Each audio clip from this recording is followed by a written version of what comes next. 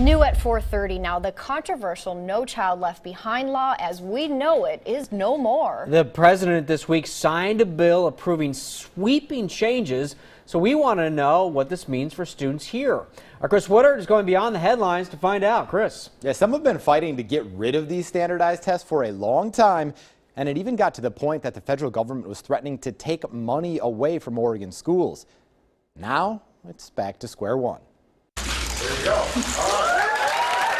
With the stroke of a pen, President Obama officially gave states a lot more power over standardized tests. When it got signed, we're just like, oh my gosh, this is amazing. It's an amazing moment. It is a step some parents and teachers tell me they have been working towards for years. The reason why it's so important is that we have been living under a law that penalized schools even when our students were growing. Reed Scott Schwalbach is a Spanish teacher at Gresham Centennial High School.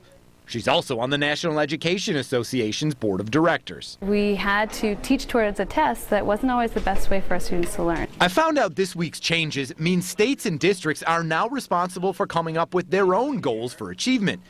We wanted to know what Oregon's plan is. The governor released a statement saying, the Every Student Succeeds Act opens the door for Oregon schools and communities to prepare our students to be ready for college or a career. Governor Brown says she's committed to making sure every student graduates with a plan for the future, but stops short of providing details. The state superintendent says he's pleased with the federal decision.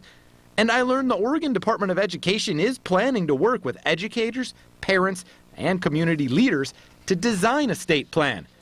Scott Schwalbach points to the 2015 assessment plan and says the state already has a blueprint. I think Oregon is set up to be one of the best states as far as how we are and moving forward and what we can do moving forward. And the state says they'll begin that public process reaching out to form Oregon's plan this spring. I asked how they're going to do that. They haven't determined that just yet, but they said things like public meetings, surveys, all of those are on the table, and all of those will probably be included.